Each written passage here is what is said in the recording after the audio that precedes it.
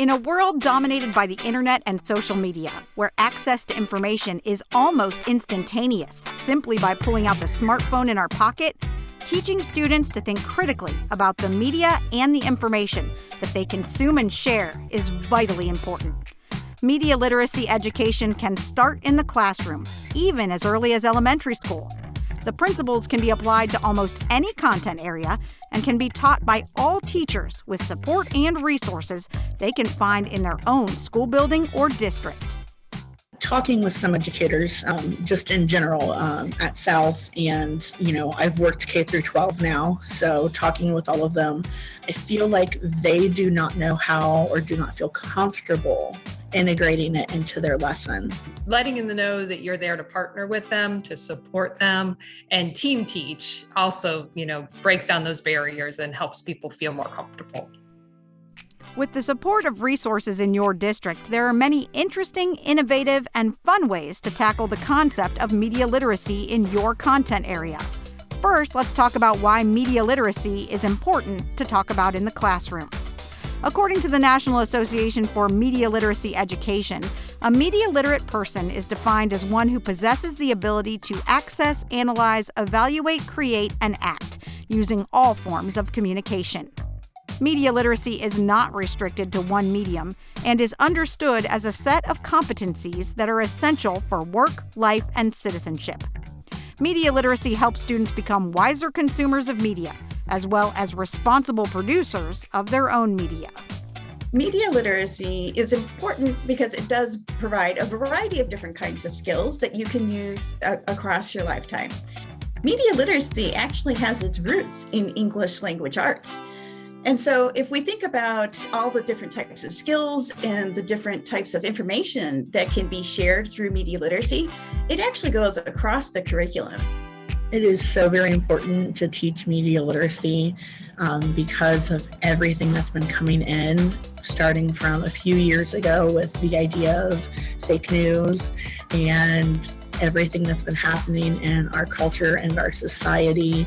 The idea that a lot of people, not just students, but people in general, scroll through social media and think that whatever's on social media is the gospel.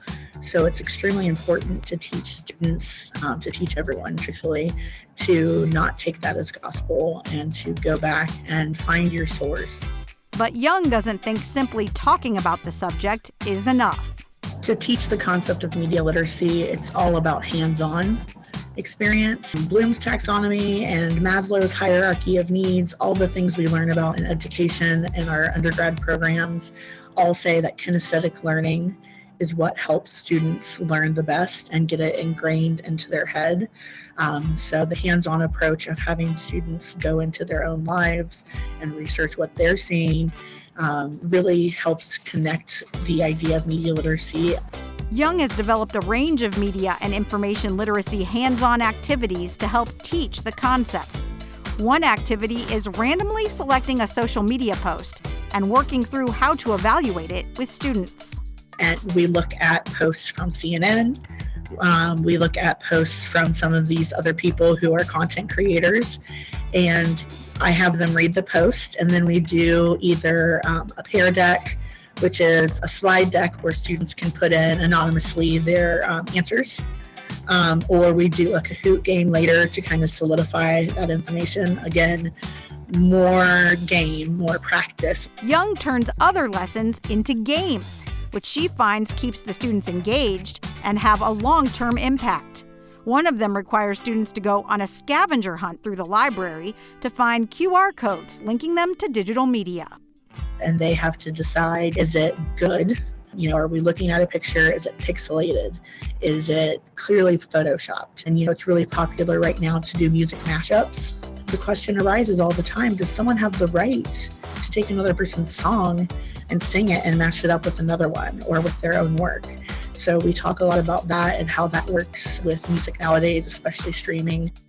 Librarians and technology experts in many school districts are anxious to help teachers build media literacy lessons into almost any content area. Teachers don't have to figure this out alone. Librarians and technology experts want to help teachers like this. We are clamoring to help in any way, shape, or form that we can.